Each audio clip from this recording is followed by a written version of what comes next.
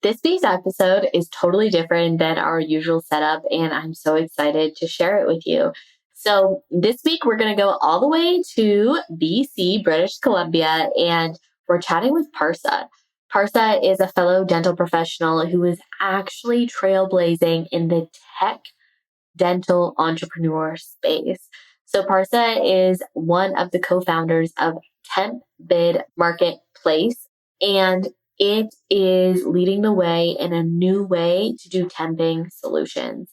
And you're going to listen to this episode and maybe be like, Rach, maybe I'm not in the space of looking for our temping opportunities. I don't think this episode's going to be for me. Absolutely still listen to this episode, even if you are not a dental professional looking to learn more about temping. This episode is so insightful for any early stage entrepreneur. Okay. Parsa is going through it in real time, just like you are. Even though he's not looking for bums and seats, he's looking for eyes on product, which is still very similar to the landscape of when you're starting a new business, tips and tricks on how to get your marketing out on budget, with scale, etc. There are so many insightful tips and tricks on how to grow your business in this episode. You are going to love it. And also, bonus points if you are a dental professional who is actually looking for a new temping app platform to work on. This is live and rocking in Canada, so this might be your new best friend. So friend, let's dive in to learning the basics of starting a business and how to grow it against all odds. Let's get into this episode of Whitening Wednesday. Welcome to Whitening Wednesday. I'm Rach, your guide in the teethpreneur industry. Each week, I'll share insider tips, inspiring stories, and practical advice to elevate your business.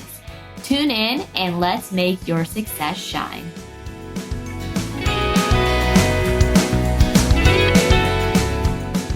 Taking a quick moment to thank this week's sponsor. Fern Whitening Supplies is an authorized provider with Parsa crystals. If you are on TikTok, you know that tooth gems are literally all the rage. If you watch the Olympics, if you have been watching this season of different Hollywood parties, TikToks are in, and with those TikToks are tooth gems.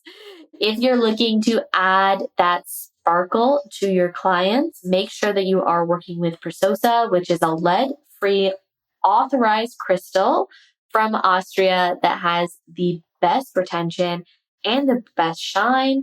That is also the only one on the market that isn't going to get you in trouble for trademark using intraoral. If you want to learn more about that, contact us. But till then, trust Fern as your authorized Parsa dealer for genuine tooth jewelry.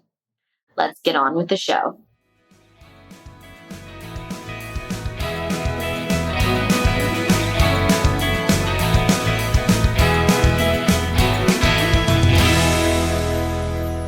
Happy Whitening Wednesday. Today on the show, we have Parsa with us, who is one of the founders of TempBid Marketplace.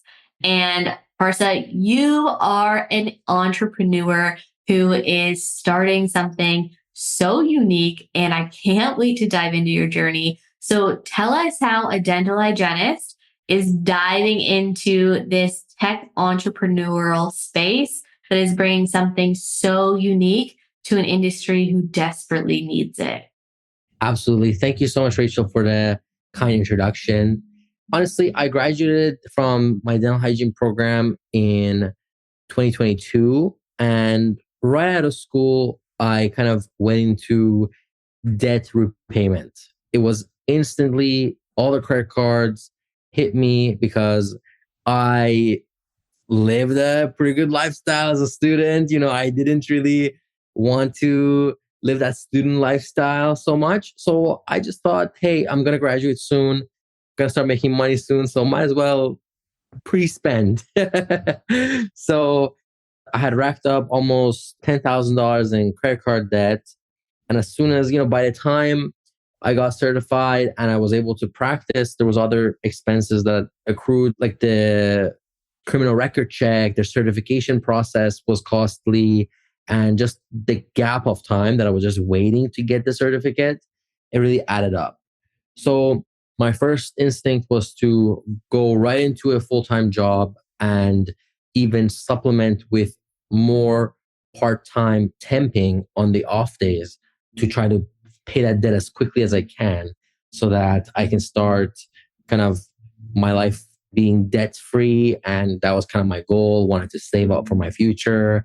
And really, I think at the end of it, to myself, I wanted to justify the fact that I chose a 4-year education program rather than an 8-year or 10-year education journey by being able to save and kind of take advantage of that compound interest of being earlier to the workforce.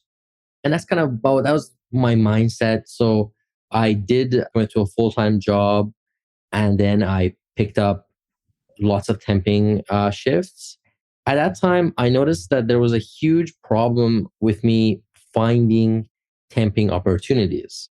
Really, I had no instant, pathway of communication with offices unless I did one of two things. Went on Facebook and tried to find opportunities. But the problem with Facebook was that it was so unorganized and everywhere and kind of like really hard to basically match my availability with this huge feed of just right? yeah, just offers. Some are related to my profession, dental hygiene. Some are not. Some of them are in Surrey. Some of them are in Coquitlam because I live in British Columbia and I live in Vancouver. All over the place, really, it's just provincial wide kind of group chat. So I hated it. You know what I mean? And so I stopped using. I unsubscribed. It was spamming me the whole time. And then my other option was temp agencies. But of course, if I wanted to join a temp agency and become another employee of an agency, I would have just got another part-time job.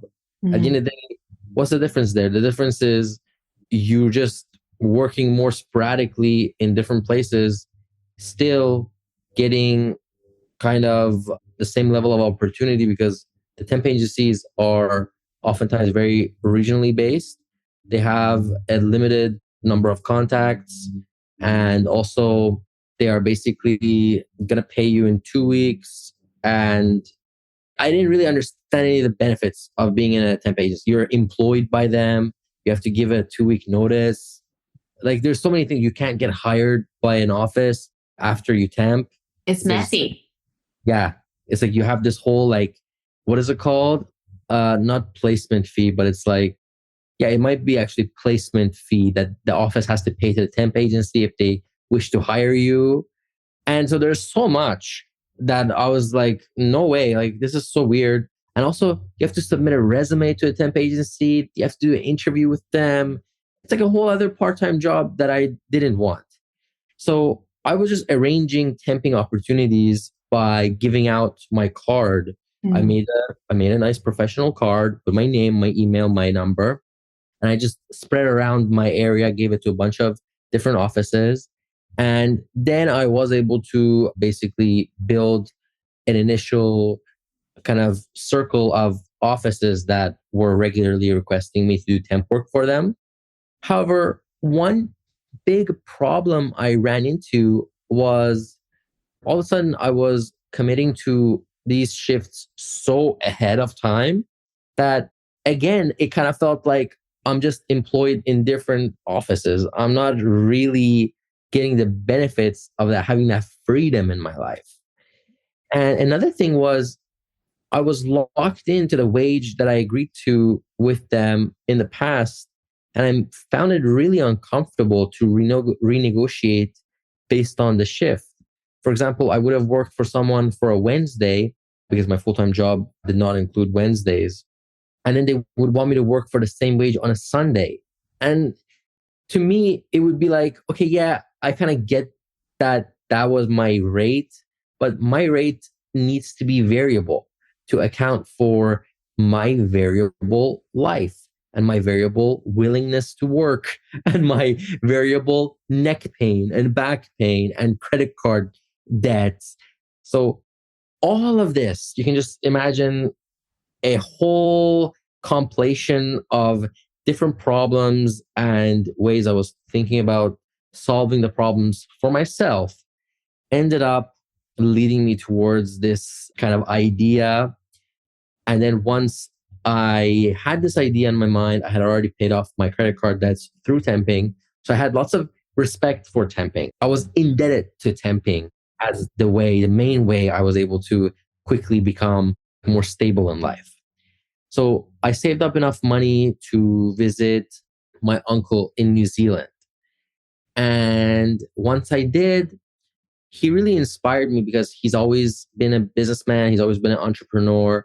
And they have a chicken farm. They have this company called Mushborn. They're selling mushrooms in a box kits. They're selling mushroom coffee. They're just hyper utilizing everything that they have, right? It's like a little shed becomes a mushroom factory. Another little shed becomes like a horse barn that you can rent out each stall. You know what I mean? They're just so resourceful and they're so big with their ambitions.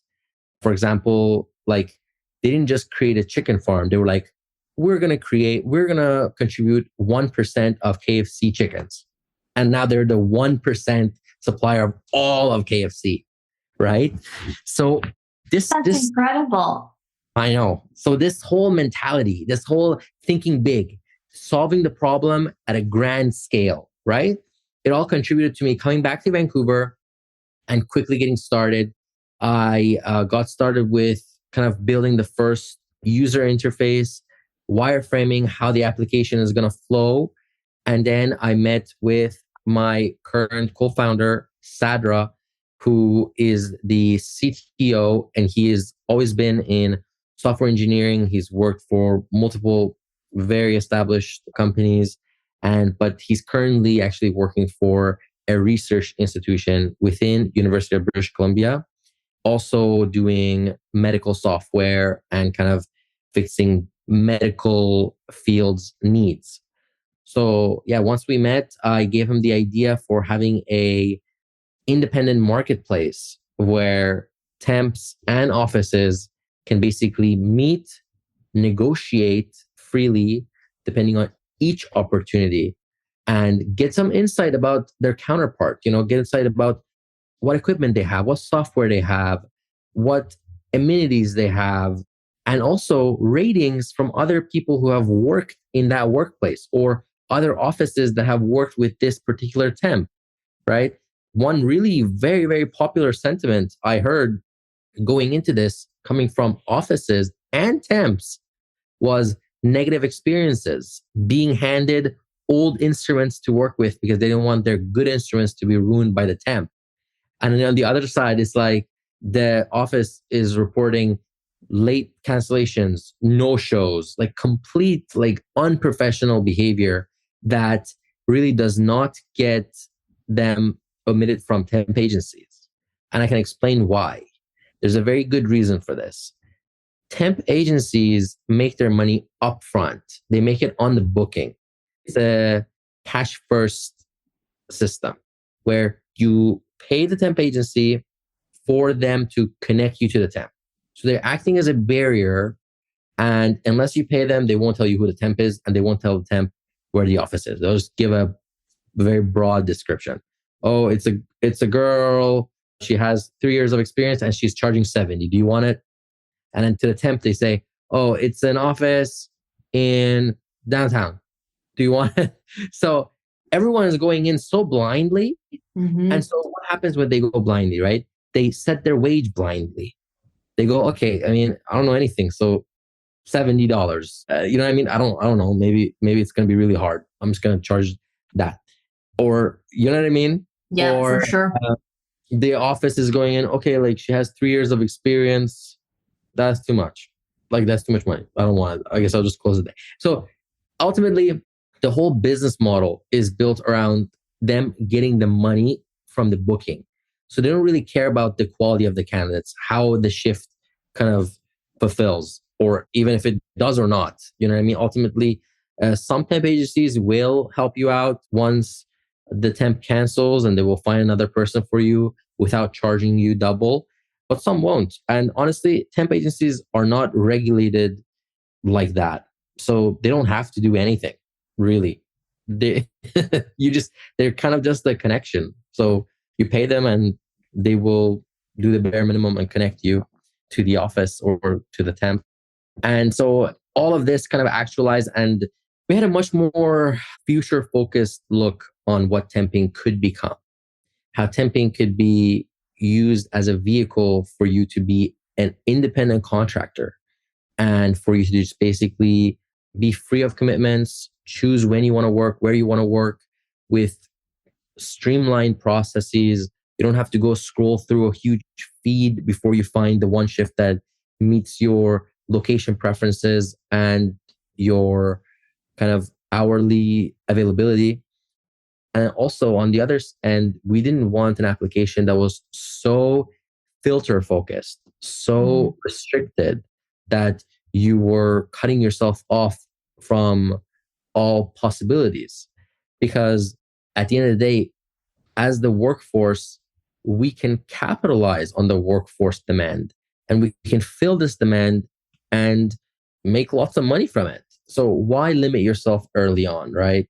So that's how we came up with our open negotiation system, which is the bid in TempBid, where you have a very fluid communication style around how much you're willing to work for this day, for this opportunity, this time. It might even be that you choose to work for a lesser amount for your first shift to get them hooked on how great you are. And then now you can upcharge on your second shift and kind of make up for that deficit, whatever. The world is yours. It's a completely free marketplace. Yeah. That is so incredible. And it's so interesting that it was almost serendipitous that you had to kind of go through that shitty temp area so you could figure out the problems and then bring the solution to market. And I love that you've thought of this because it makes sense. Like, my sister-in-law is a nurse, and if she does a night shift, she gets paid more. If she does a weekend shift like a Sunday and it's off of her regular rotation, she gets paid more. So why wouldn't a hygienist or a DA get paid more when they are working those non-ideal hours? Exactly. And, to that point, even focusing on the fact that you're tired and you've already worked a full week and you really need an added incentive to work. If we just factor in the employee benefits that you don't have as a temp, you should charge more just so that it's equal to your full-time job. So in TempBid, we encourage all dental professionals to adjust their hourly wage by at least 8, but ideally 18% to make up for that lack of CPP, EI, vacation, stat pay, sick pay, right? You count all of that in and it's 18% of adjustment just to basically have equivalent compensation. Now you can add on the fact that it's urgent and now you have to cancel your plans, or if it's on a Sunday and now, this Sunday you can't go watch your children play their game or whatever it is. At the end of the day, you have a right to your schedule. And if somebody is requesting something that's outside of your typical willingness, you would charge more than your typical rate on top of that adjustment that we already discussed. Yeah, exactly. And then on the flip side, we'd kind of talked about this off air, but if you're a dental provider and let's say somebody calls in sick last minute and you have a fully booked schedule, you will pay an arm and a leg to get that column covered, right? So it also comes down to their end too. Like if it was a lax day that, like, if they don't get someone covered and there was only a couple patients booked anyway, okay, that provider doesn't care as much. But if it's a day where like it's going to cost them a lot of money to move those patients around, then I mean, at the end of the day, you should feel more than beyond grateful that you have that opportunity and that there probably isn't going to be any, of that awkwardness, like, oh, I paid you so much to be here, because you're helping them so much. You're helping them so much. It's crazy. The production of a typical hygiene chair in a day is somewhere around 2,500. And as a CDA, as a receptionist, your contribution to the operations and helping the dentist, have the schedule booked and see the patients is even more. Like if you stop the production of an office for a day of the dentist, it could really range, but it could range between, two to $8,000 really based on what the schedule was. So you're helping them immensely. And oftentimes something that temps will say to me before was that, well, I know that when I temp, the quality of my work is not as good as opposed to when I'm in my full-time position. And I always say to them, of course, it's not as good. Of course, you don't know where anything is. You're saving the day. You don't have to be perfect. You just have to make it work. Really, the bar is low and they're appreciative of you, even with that low bar, just because, you've helped literally save their entire day. And given the heavy overhead costs of operating and owning a dental office, especially with the business loans and the mortgages and the rents, the return on investment is crazy. There's a ROI calculator on the TempBid website that I encourage anybody to go check. It really just like really highlights whatever, like that $5 extra that you're paying the temp is worth thousands of dollars. Right? Like the flip is definitely worth it. Yeah, it's crazy. And really, like if you account for the whole day of the temp wage and you adjust the difference between the regular employee and the temp wage, you're probably only paying like less than $50 in order to save that thousands of dollars of production, right? So from the office side, it's always been a no-brainer. And that is the main reason why temp agencies, traditional temp agencies, have survived for as long as they have. It's because there's a huge demand for it. It's an absolutely necessary service. And the flip side, like the ROI on the booking fee or whatever extra they're paying for the temp works out so easily that, of course, it's going to support this outdated industry. Now, we're really here to upgrade and elevate the temp arrangement gig economy within dentistry and helping everybody kind of move past this faxing system and kind of sending an invoice via like email and having them e-transfer it to you or write you a check and mail it to you. It's like, what? Like, do you guys know where we are? Like, our software has AI built in.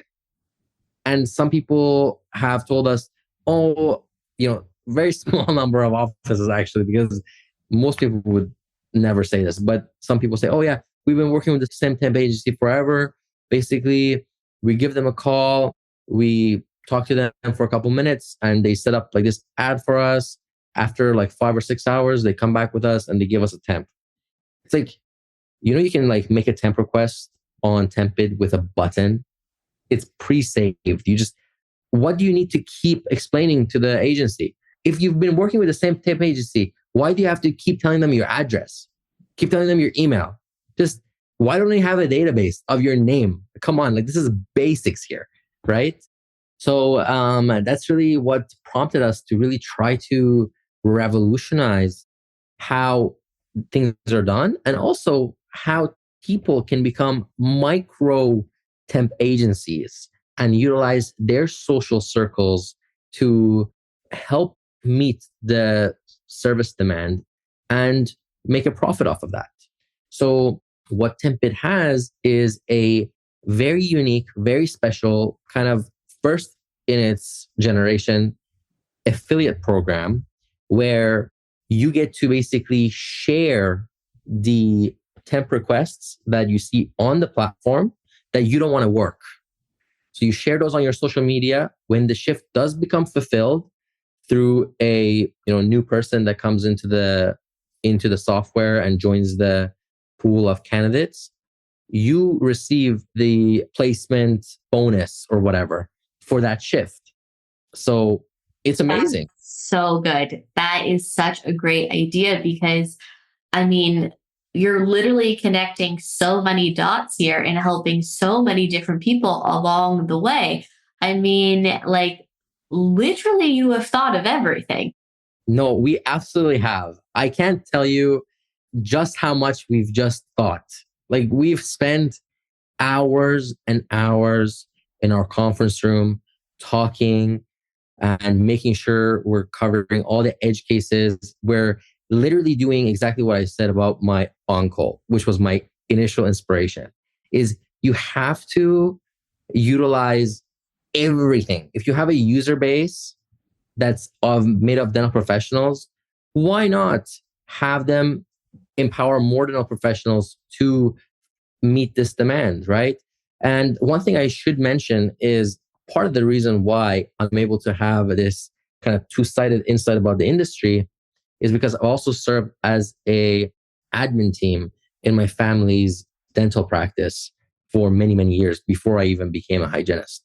So, I've dealt with temps. I've dealt with the problems of running an office operations solely on temps, even. Like there was a long period where our office was brand new and the number of recalls we had did not justify hiring even a part-time hygienist. So we would basically make arrangements with temps to in advance, before the day was booked. So we would say, okay, like, could you come on this specific day a month from now?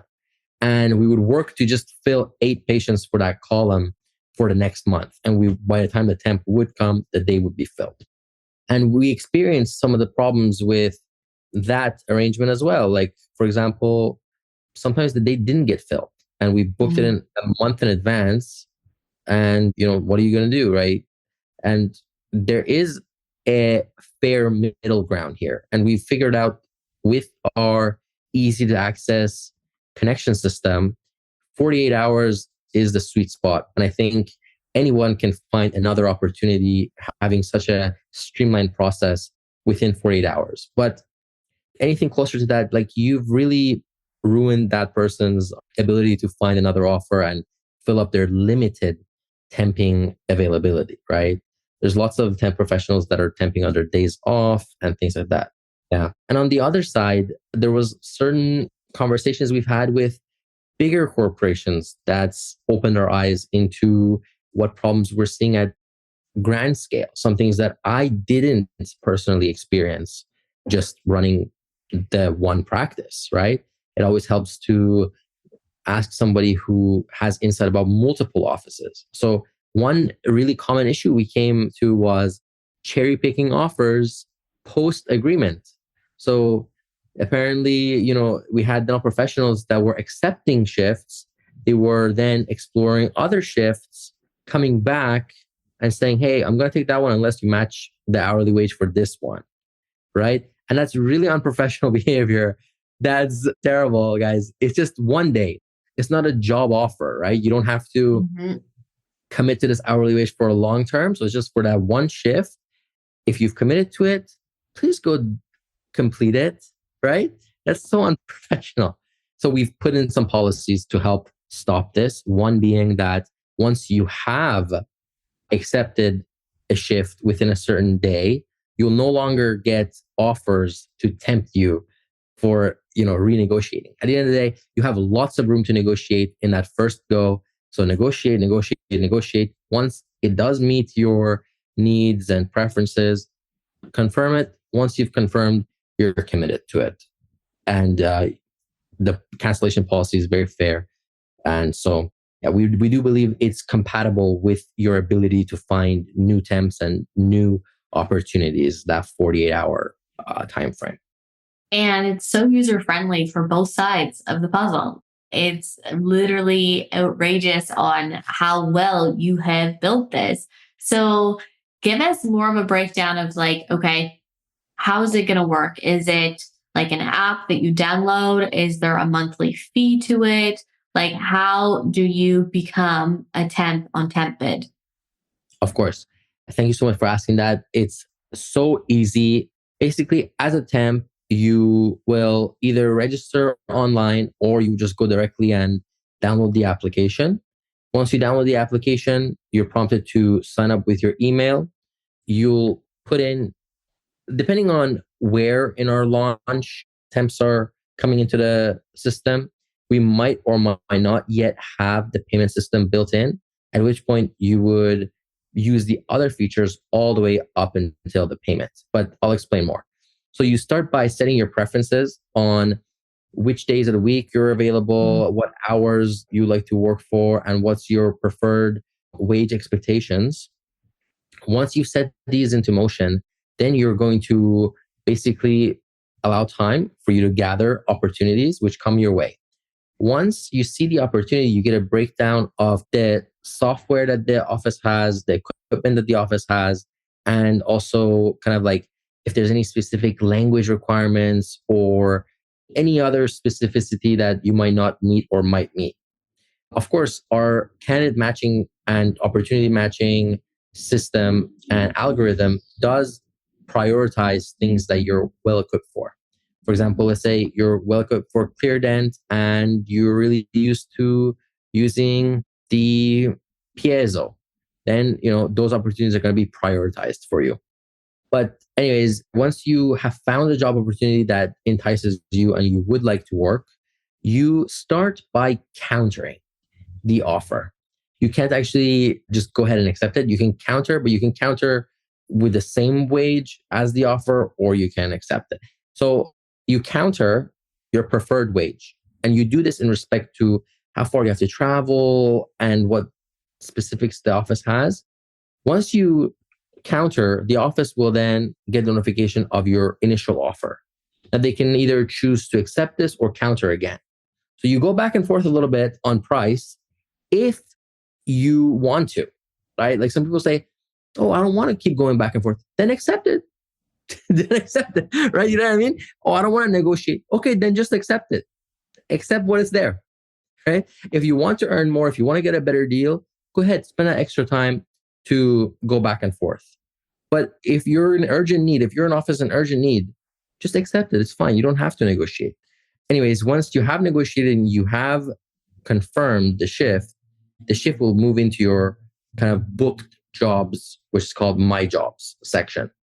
This section will show you a list of jobs that are upcoming, the ones that are pending payment or pending, you sending your invoice and those type of things. But anyways, let's say it's the day of, you go into your My Job section, you go to the office, you press timesheet. This way you can track the time you spend in the office using the application. It's a dual authentication process. So there's never any question about when you started, when you ended. You press the start shift, they have to accept it on their end so that it's logged as in you confirmed she did in fact start at this time, right? And ended at this time and took a break at this time, right? Everything is already kind of dual approved. Once you finish the shift, you send the invoice. And if you're joining the TempBid Marketplace while the beta 2 is in progress, the office will then see the invoice and give you your money either through cash, check, or e-transfer. Or if you have joined post or you stick around until the final launch of the stable version, you'll have a payment system where the money will automatically get sent to you to your wallet, at which point you have the option for instant cash out, which means, boom, the money is in your checking account. Done. You don't need to wait 2 weeks as you would in a regular temp agency arrangement, right? And you don't need to go to the bank and you don't need to wait for a large portion of it to be cleared. Because usually if it's like a check, you get access to like a small portion and the rest is like on hold until it's confirmed. So you don't get that. You don't have to wait and sift through emails and blah, blah, blah, blah, blah. Very easy. You get the money, it's yours, go use it, enjoy it. If you want to review the office, do it. If you don't, don't, right? The whole process is just made with freedom, streamline, accessibility in mind. And to that point, let's say you see an opportunity and you're like, I don't want to work this shift. Share it. Maybe one of your friends wants to work that shift. And if they do, you get the commission that the platform would usually get, after deductions of transaction fees and those type of things, would be attributed to a person that contributed to the referral. So it's really nice. Everybody can build a following. Everybody can become micro influencers. I started my journey of becoming this Instagram real content creator a month ago, and I already have 1,000 followers. So honestly, I think anybody could do it. I encourage everybody to do it. It's such a good feeling building a community in your specific field, especially because there's so many things that we deal with on a daily basis. And you might sometimes think, "Oh, it's just you, you might just think like you just have the difficult patients, or it's just you that can't deal with the criticism that we receive sometimes. But when you build your community, you realize, oh my God, this is just inherently this profession. Like, it's not easy. Having a service business is always going to be coming with its challenges, right? And you have to find ways to navigate through it. It's a lot of PR. Is it ever? And kudos to you for doing all of this because, I mean, as we already mentioned, you literally have thought of everything. And I can't wait to see where this goes. And I know a lot of our listeners are dental professionals in Canada. So I know you had mentioned BC definitely is going to be and is locked, ready to go. Alberta, Ontario, and of course, as you go through your different versions and, like building anything, you're going to have to, I'm sure, make adjustments here and there, especially as you cross over into, different tax zones and all that fun stuff. But I'm curious, and I know a lot of our audience is going to be curious, as a lot are entrepreneurs, solopreneurs in some way. What is your game plan for a brand new business and getting traction? What's your marketing plan here? Absolutely. What a great question. It really hits at the heart of why we do what we do and why we stay in what we do. So I guess I'll just take you through my journey of what happened after I met with my CTO. So once you have kind of the base people you've talked to and they're willing to help you, you get started. I would say the best attitude you can have is a minimal planning and minimal kind of, I have to make sure everything is correct. Like, I can't make any mistakes. I can't overspend on anything accidentally. No. Just listen, there's no way you're going to lose enough money to justify you delaying this 6 months, right? So just be okay with losing some money. Be okay with not making the best decision right away, right? Be okay with hiring people that are incorrect for the job and having to fire them, right? They say hire slow, fire fast. So as soon as you notice your mistake, as soon as you notice you made an error in judgment, just quickly pivot, quickly change it, quickly fire that person and recenter yourself, realign yourself with the business objectives. So how do we start? I would say the first thing you should do is get incorporated. It's honestly so easy. If you're a provincial company, you can do it so fast. It's just a registry. Like, all it is just you go on the provincial government website and you first submit a name request, and then you fill in very basic information about, the address and your details.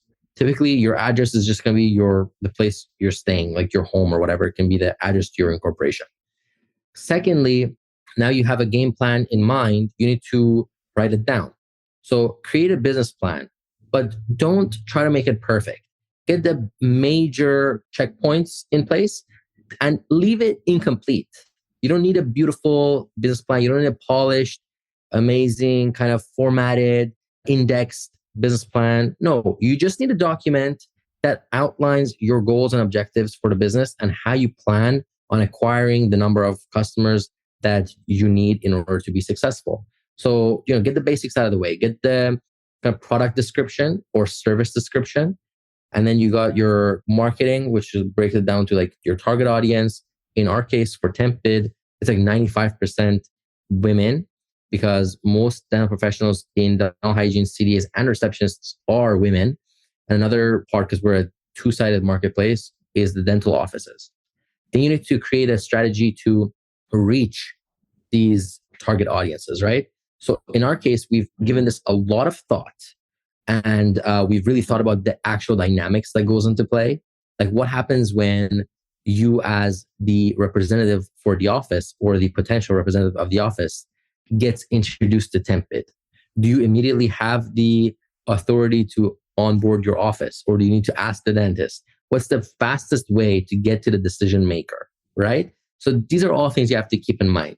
In our case, we really found, I'll focus on the temp side. We really found the best way to get to dental professionals was through social media and through networking with other companies that have a similar target audience, but are non-competitors. So some companies, for example, educational platforms are a great way to build an audience of similar dental professionals without having to like collaborate with, let's say in our case, another temping software, right? But creating relatable, funny, and useful content on social media is really powerful. Right now, you have to keep up to date about different platforms, what their agenda is for each platform, and how you can capitalize on this. For instance, we know as people who've already used social media that Instagram pushes reels. So typically on a reel that's high quality, you can expect to reach about 70% non-followers on your reels if it is good quality. One thing that they really prioritize a lot is watch time. All these things are micro details you should keep yourself up to date with and educate yourself so that you're able to reach a broader audience of like-minded professionals. I'll give another really good tip. One thing you can do is instead of doing weird tactics like following, unfollowing, I've heard so many people giving me advice. And it's just like, dude, shut up. One thing you can do is just really do follow people in the industry. Follow them. And they don't have to be celebrities. Follow anybody who you think falls into your target audience. And why should you follow them? Because you want to learn about them. You want to learn about them. You want to learn from them. And you want to relate to them. So do follow them. Then actually go and look at your feed and look at the content that comes up. Look at who you're marketing to. Another reason why you don't want to unfollow your core audience is because you want to show up on their network of friends, mutual followers, right? You want to be displayed to their circle as, oh, you might know TempBid because TempBid follows your friend, right? So you don't want to smart. Mm-hmm. Yeah. And there's lots of reasons. I could get into millions of reasons, to be honest, why you should not unfollow your core audience. But one key thing here is now with the new policies, again, see, you got to stay up to date. There's a limit on the number of people you can follow on each account. So you might want to have multiple different pathways of reaching clients. You might want to have an influencer page like Hygienist Parsa. Then you want to have your company page. Then you might want to have a podcast page like TempBid Podcasts. You might want to have ambassadors that are working under your company and featuring in your reels, and they can build an audience of their own. And, you can try to kind of reach different audiences through each account. I'll give you another example. Let's say hygienist Parsa does really well with gathering a hygienist audience, whereas the TempBid podcast does better gathering an entrepreneurial audience. The TempBid Instagram gets every niche. They get the CDAs, receptionists, the chairside assistants, and the hygienists, and the dentists, and the dental clinics. So it's really important for you to be organized, be intentional with your marketing. And one other thing I wanted to mention is don't underutilize email marketing. Email marketing is a powerful tool. There is great resources out there like GitHub where you can use that are modern, easy to use. They have AI incorporated, which streamlines the whole process and helps any business, regardless how small you are, appear like a huge corporation and appear well established and great. And in the early days, it is a lot of trying to appear bigger and more established than you actually are in order to gain that credibility and gain that trust for that follow, for that purchase, for that funnel to work. I remember, TempBid, we pitched to 123 dentists 2 months in after having incorporated. Okay. So that just shows you kind of That's quick. How established we were able to appear. Two young, 20 at the time, we were both 23, right? Two 23-year-olds come to 123 within 2 months of filing their paperwork for the company. So you really have to really think about this. And we went to the Pacific Dental Conference, and the overwhelming majority of people said, "Oh, you're a startup? We thought you are like this huge establishment," because we didn't come with our typical, the regular table and the table topper and two shitty chairs and the one banner, right? We didn't. We came with a TV. We came with multiple tablets and laptops, and we streamlined the onboarding process. We made an interface on the website for people to sign up to get early access users. We had a demo video, UI motion graphics built to show people what they were signing up for. And we had seats because we were thinking about people in the PDC, their feet hurts. They want to sit down. They don't want to stand up and sign up. They want to sit down and sign up, right? We put in a little coffee table because we're like, what if they're holding a drink? They want to put their drink down. We put so much thought into what we're giving away, how it converts, right? If you have a giveaway prize, you want to go with the biggest giveaway prize you can possibly afford, because then more people are going to sign up to win that giveaway prize, and it scales disproportionately. It scales to the power, not horizontal. Not linear, like you're going. Exactly. Yes. It scales exponentially. The more you spend on your prize and the more thoughtful it is and the more enticing it is, it does exponentially grow the number of signups you're going to get. But another thing is spending time with your reps. We had 2 12-hour meetings with all of our reps. We brought lots of reps, brought in 8 reps. Everybody was onboarded to the T. They knew exactly what to do. They knew how to onboard, what to say, what not to say, how to present the company, which policies they were at liberty to talk about, which topics they should probably ask me or my business partner, Sadra. Like maybe it is like a more sensitive policy that we have, and they probably won't do it justice. So maybe they shouldn't. They should say, "Hey, let me ask the company CEO for this question. I'll get back to you." So many great wisdoms of nuggets in there. And I love that it also really folds in that you need to spend money to make money. And a great example there is, I'm assuming, I've never been to the PDC, but I've been to the ASM, the ODA here in Ontario many times. And I know booths are not cheap. So to make the investment in your business is the only way it's going to pay off, right? You can't just get your core basics for a business and then just expect, if you're service-based, bums and seats, or if you're tech, etc. based, eyes on you. You have to spend the money, and it takes time. Yes, absolutely. If you stop spending money on branding, marketing, and sales, your sales will stagnate and then eventually, or you like your signups or whatever, eventually they will plateau and then decline. And the reason is because, and this is actually really good that you brought this up, because there is no point that you can kind of have in your mind as, oh, this was the point we were able to stop feeding the business and we were able to just rack in all the money, right? The idea of having passive income is misconstrued. There's no such thing as passive income. There is net margin. That's all there is. There's what's your margin? And you can grow your margin, sure. But how do you grow your margin? You spend more money. That's how you grow your margin. So one thing that I really didn't do is I really was not hesitant to spend money for this company. To incorporate it, I mean, we started with provincially incorporating. For our purposes, that wasn't appropriate. We are a software company. We were aiming to scale federally. So we had to actually dissolve that incorporation and pay a lawyer to do a federal incorporation for us.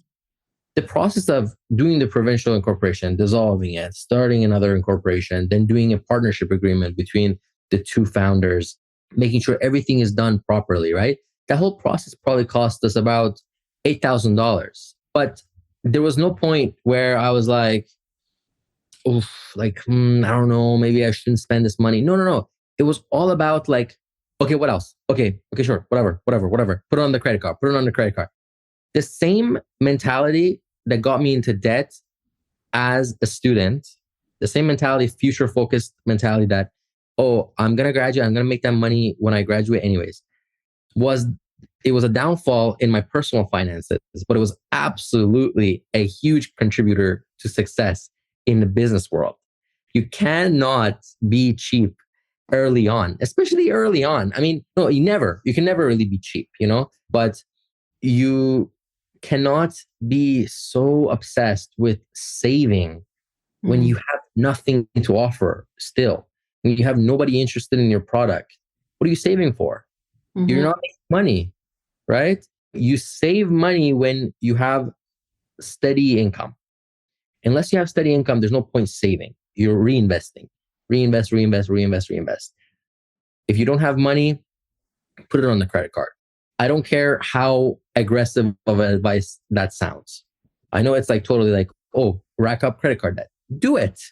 You know what I mean? Okay. Ideally, you would have had enough money to start this business from A to Z, right? But first of all, who lives in the ideal? And second of all, why did you wait that long to start the company? Why did you wait a year to save for the company? You could have been making money from the company now, right? Yes, absolutely. And I feel like there's also this mind shift that you have to go into if you are going into the entrepreneurial world of business. Cash flow is very different than your personal bank account. Like cash flow in business, if you're doing it well, it's always moving, right? It's not like you typically have just a large lump sum that just sits off to the side and you get to stare at it all the time.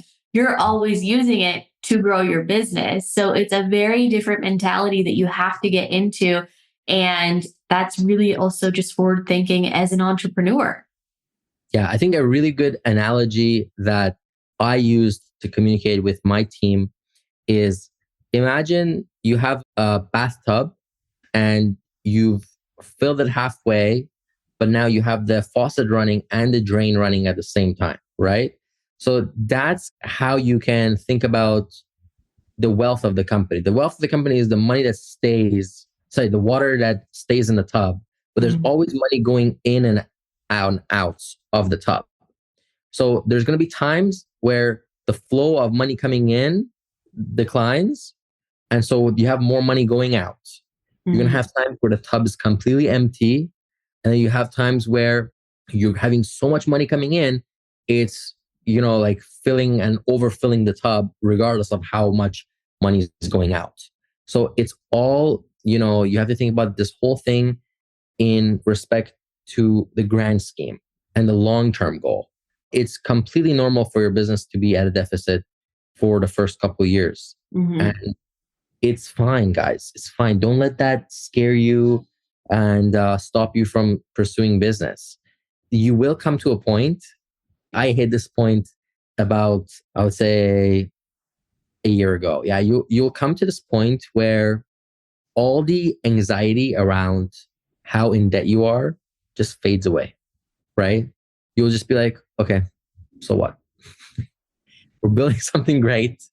We're in lots of debt, and TempBid being initially self-funded, bootstrapped company, and then moving into a venture capital funding dynamic, we had no hesitation. Bootstrapped, we were putting in every dollar that we were making and even more.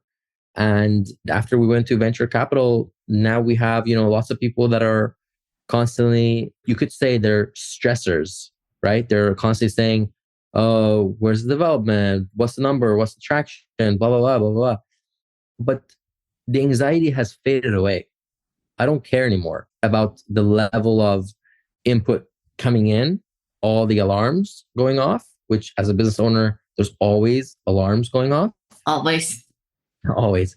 I just care about, is the company doing what we're intending to do? Is what we're doing contributing to our long-term success? Are we growing? Yes. Then everything else is just, in healthcare, you can think about it like palliative treatment. Everything else, just, put them on antibiotics and painkillers. Like, you know what I mean? You don't have to solve the auxiliary issues or alarm. Absolutely. Right? Yeah. Yes. That is such a good piece of advice.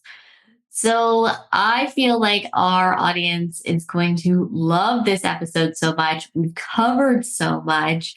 So how we usually end the show is we usually ask the entrepreneur we're chatting with, what's one piece of advice you wish you could go back and tell your past self when you were either hesitant to start or thinking about starting?